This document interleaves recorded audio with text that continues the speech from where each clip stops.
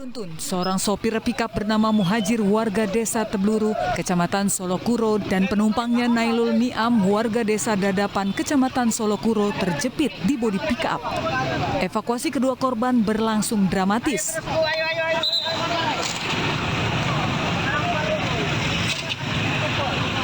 Usai dievakuasi, keduanya langsung dibawa ke Rumah Sakit Muhammadiyah dan RSUD Dr. Sogiri, Lamongan untuk mendapatkan perawatan. Kecelakaan beruntun terjadi di jalur Pantura Jalan Jaksa Agung Suprapto, Lamongan, Jawa Timur, melibatkan 4 kendaraan, diantaranya 2 truk dan 2 pick-up. Mobil pick-up tanpa muatan ditabrak truk dari belakang saat berhenti memberi jalan untuk pengguna jalan yang ingin menyeberang. Sementara dugaan karena kelalaian dari pengemudi tronton sehingga menabrak pickup yang sedang berhenti. Pada saat itu kondisi di perempatan jalan sedang menunggu adanya arus lalu lintas yang sedang dihentikan dari arah selatan ke utara dan kendaraan yang dari belakang tronton tidak, sementara informasi yang kita dapatkan pada waktu pengereman mengalami kegagalan untuk melakukan pengereman. Akibat kecelakaan ini lalu lintas di jalur Lamongan Surabaya dan sebaliknya sempat macet panjang. Kemacetan baru bisa terurai setelah petugas berhasil mengevakuasi kendaraan ke pinggir jalan.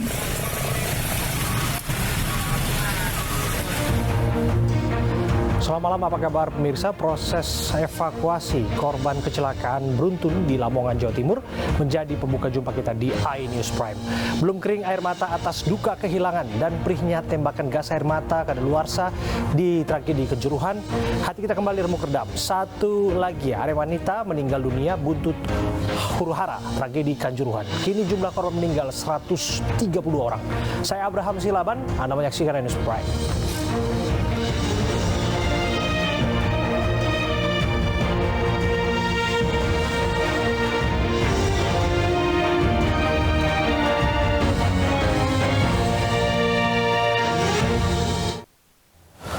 Kecelakaan maut terjadi di ruas tol Cipali, Jawa Barat. Diduga sopir mengantuk, sebuah minibus menabrak truk. 1 orang meninggal dunia.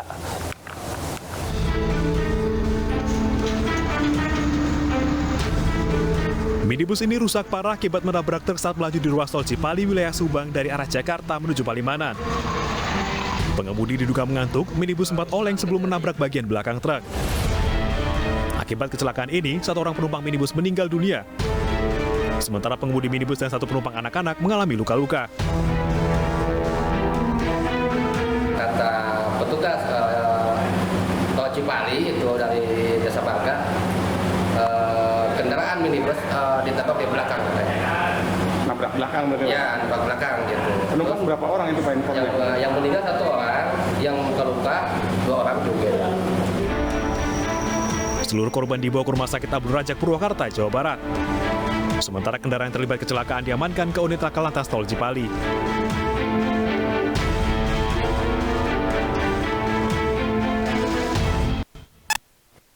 Dua bocah pemulung kakak beradik menjadi korban kecelakaan di Jalan Dirgantara, Pondok Gede, Jakarta Timur. Keduanya tertabrak mobil saat menyeberang jalan. Sang kakak tewas di tempat, sementara adiknya dilarikan ke rumah sakit.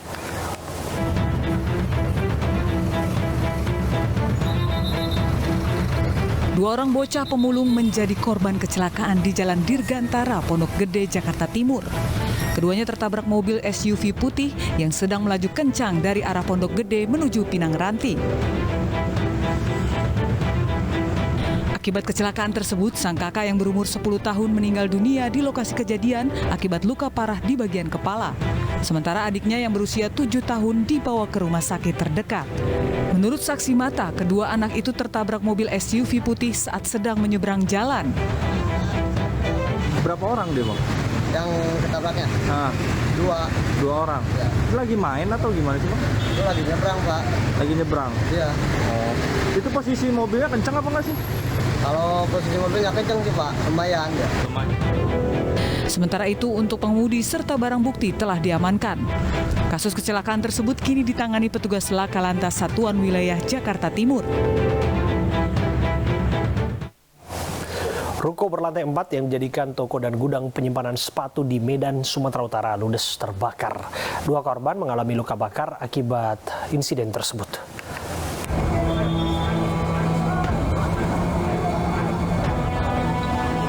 Asap membumbung tinggi dari salah satu ruko berlantai 4 yang berada di Jalan Sutomo, Medan, Sumatera Utara. Banyaknya material berbahan karet menyebabkan api dengan cepat menghabiskan seluruh lantai ruko yang merupakan tempat berjualan dan gudang penyimpanan sepatu ini.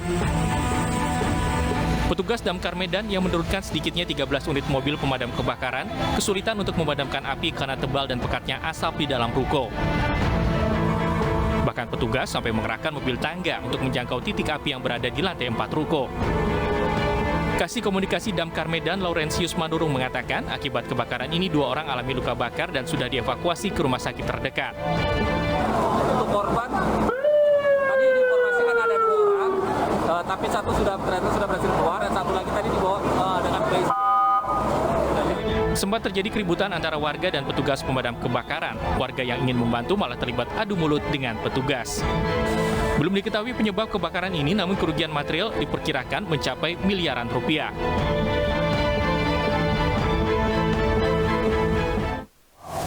Kita beralih ke informasi lainnya, pemirsa. Bangunan pondok pesantren di Lebak, Banten hanyut terseret banjir. Selain menghanyutkan pondok pesantren, hujan deras juga membuat ratusan rumah terendam banjir.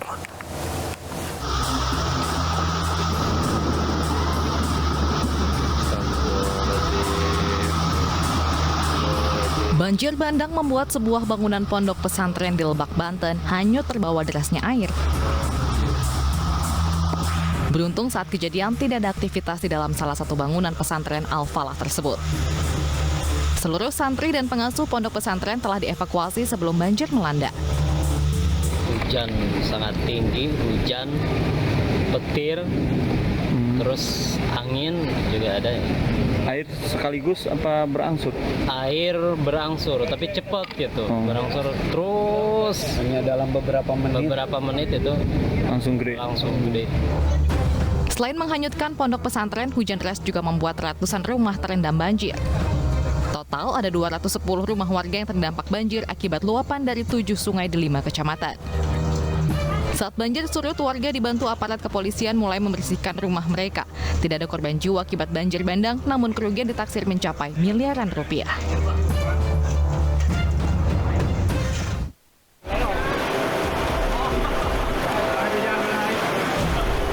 Jembatan yang menghubungkan Desa Cimancak dan Desa Bayah Timur, Kecamatan Bayah, Lebak, Banten, Selasa sore terputus. Hujan deras yang terus mengguyur wilayah ini membuat aliran sungai Cimandur semakin deras dan menghanyutkan rangka baja jembatan. Banjir juga merendam ratusan rumah dan puluhan hektar pesawahan. Sungai Cimandur saat ini kembali meluap dan di ujung sana yang tadinya ada jembatan sekarang sudah hilang. Barusan tadi jembatan itu, yang jembatan terbuat dari rangka baja yang menjadi akses utama antara Desa Bayah Timur ke Desa Cimancak tadi sudah hilang dan terbawa arus sungai.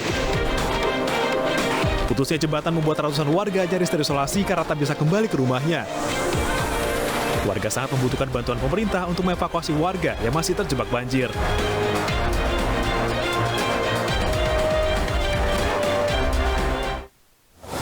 Pemirsa, Novita Kurnia Putri, seorang warga negara Indonesia asal kota Semarang, tewas menjadi korban penembakan di Texas, Amerika Serikat. Keluarga berharap jasad anaknya segera dipulangkan ke Indonesia untuk dimakamkan.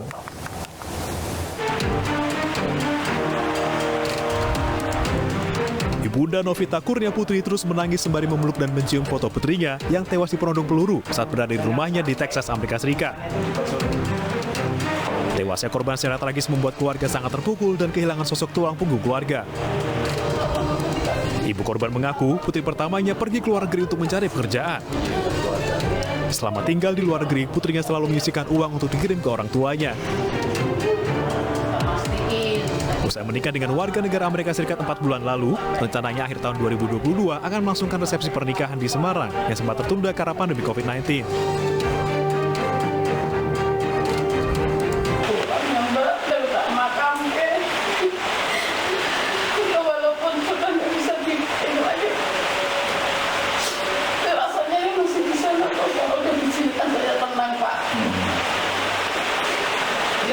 Secepatnya proses kepulangan anak saya disegerakan. Gimana caranya kok? Tolong, minta tolong anak saya mau saya makamkan. Kalau dia sudah saya makamkan di Indonesia, di sini di mana saya udah Sementara itu, Menteri Luar Negeri meminta otoritas Amerika Serikat melakukan investigasi seadil-adilnya terkait insiden salah tembak yang mengakibatkan Novita Putri meninggal. KJRI Houston juga terus melakukan upaya untuk membantu proses dari jenazah itu dan juga proses pemulangan dari jenazah ke Indonesia. Komunikasi terus kita jalin antara Houston dengan Jakarta, terutama dengan Direktur Pelindungan Warga Negara Indonesia. Dan sekarang proses yang sedang kita lakukan adalah untuk pemulangan. Jadi sekarang Novita Kurnia Putri, warga asal kota Semarang, Jawa Tengah, menjadi korban penembakan di Texas, Amerika Serikat. Saat ini, pihak keluarga masih menunggu kedatangan jenazah Novita. Novita menjadi korban salah sasaran yang ditembak oleh pelaku aksi pencurian mobil. Jenazah korban rencana akan dipulangkan ke tanah air sesuai dengan permintaan pihak keluarga.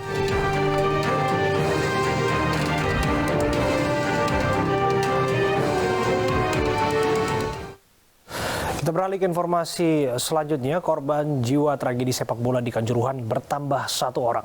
Korban meninggal karena gagal nafas akut setelah 10 hari kritis dan mendapat perawatan di RSSA Malang.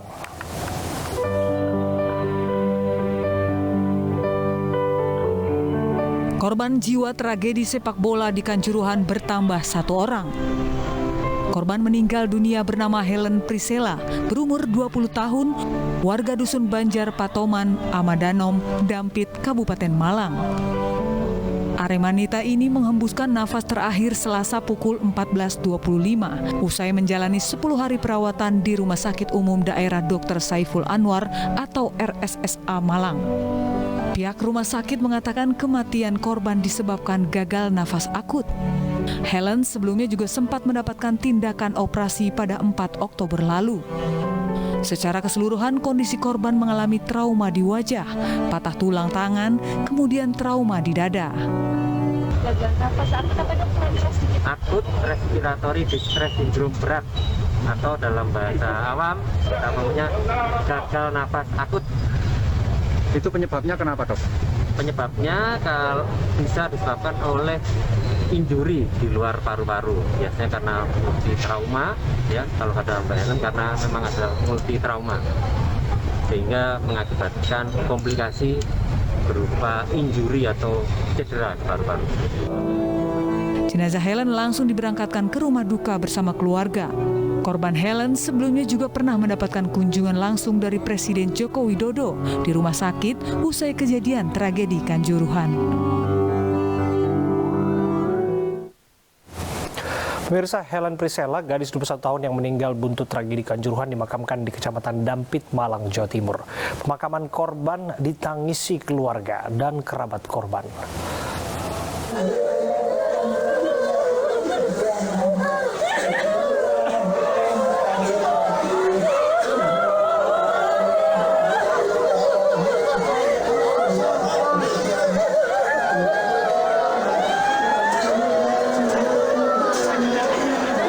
Kepulangan Helen Priscilla di rumah duka disambut tangis keluarga dan kerabat korban.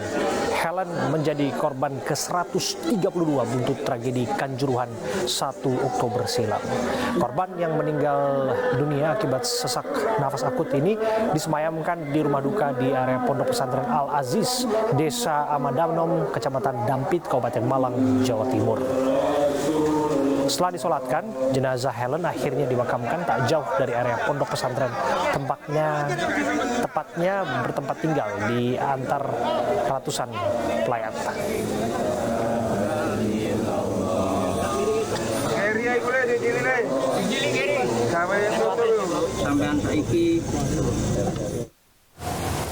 Pemirsa, untuk mengetahui suasana terkini di rumah duka Aremanita Helen Priscilla, sudah bergabung bersama kami Muhammad Said, kakek korban Helen Priscilla, kakek almarhum maksud kami. Assalamualaikum, selamat malam Pak Said. Waalaikumsalam warahmatullahi wabarakatuh. Ya. Malam.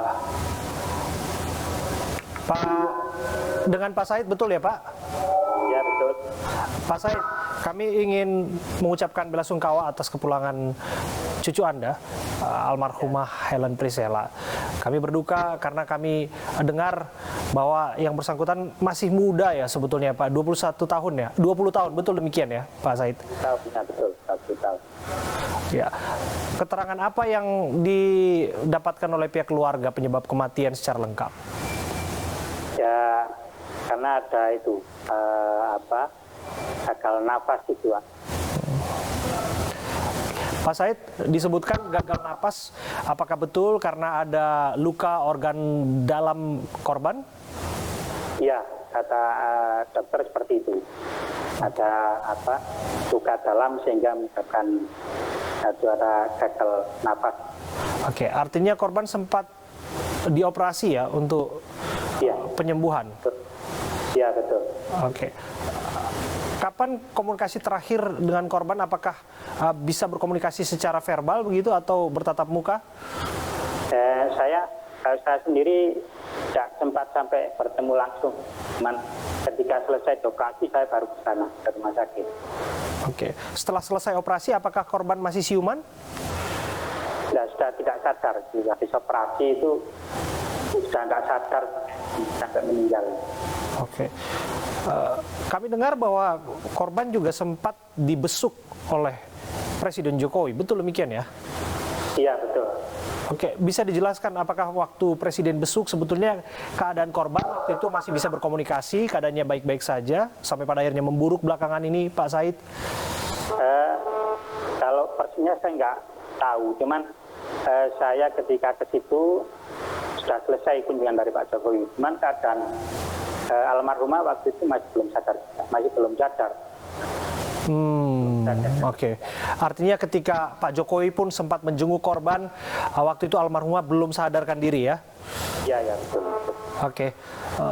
Kita sangat prihatin atas apa yang terjadi. Namun kita harus ajak kembali untuk mengetahui informasi sebetul-betulnya yang terjadi pada 1 Oktober.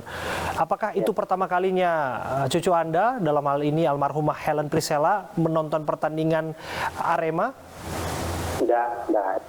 Sering nonton. Artinya memang yang bersangkutan adalah fans sejati Aremanita sejati begitu? Iya, betul. Oke. Bisa diceritakan sampai pada akhirnya mengetahui bahwa korban menjadi salah satu yang berdesak-desakan di stadion waktu itu, Pak Said? Kejadiannya waktu itu saya nggak tahu. Malam itu saya nggak tahu kalau ada kejadian. Ya memang tahu kalau ada pertandingan Arema Persibaya. Cuman waktu itu saya biasanya nonton di TV saya. Cuman pada waktu hari itu saya ke dokter, kebetulan anak saya sakit, saya pisahkan ke dokter ke Malang. Sampai di rumah saya nggak nonton TV, saya pikir sudah bubar itu acara. Terus saya ngobrol sama orang-orang yang jaga di pondok ini sampai 1:30. Terus saya baru dapat informasi ada kejadian tragedi Kanjuruhan itu pagi dari HP. Waktu itu ada saksi mata yang menceritakan bagaimana kondisi korban yang sempat diselamatkan dari stadion dalam keadaan huru-hara? Belum, saya belum pernah ketemu sama. Oke, keterangan yang diperoleh oleh keluarga mengenai kondisi korban waktu itu seperti apa? Karena kan dari diagnosa dokter kan kita sudah dengar ada trauma di organ internal, organ bagian dalam tubuh korban, pendarahan dan lain sebagainya. Kemudian penyebab kematian gagal nafas akut. Ini diduga karena berdesak-desakan dan lain sebagainya. Apakah kemudian ada informasi yang diperoleh oleh keluarga waktu detik-detik kejadian itu? Sementara yaitu informasinya dia jatuh terus kemudian keinjak-injak itu sama keluarga yang lain. Informasinya seperti itu. Oke. Sehari-harinya apakah almarhumah sebetulnya masih berstatus pelajar atau pekerja sekarang, Pak? Ya, pelajar. Masih mahasiswi artinya ya? Iya. Petitis. Oke, ya. Harapan dari pihak keluarga ini terakhir Pak Said, karena kan tentu keluarga mengikuti betul proses yang sedang berjalan dan ada tim independen yang sedang bekerja, di sisi lain sudah ada tersangka, dan apa yang ingin disampaikan mengenai tragedi yang sungguh menyayat hati kita semua? Ya, harapan saya mudah-mudahan hal semacam ini tidak terjadi lagi. Kami untuk urusan yang lainnya saya kira sudah ada yang menangani masalah itu, kami pasrah saja gimana nanti hasilnya, yang pokoknya saya berharap yang terbaik itu saja, Pak. Baik. Pak Said, terima kasih atas waktu Anda dan terima kasih atas persetujuan Anda untuk hadir bersama kami dan memberikan informasi mengenai tragedi yang terjadi di Kanjuruhan. Pemirsa, hari ini tersangka Kanjuruhan diperiksa oleh penyidik Mabes Polri dan Polda Jatim. Informasinya saat lagi untuk Anda.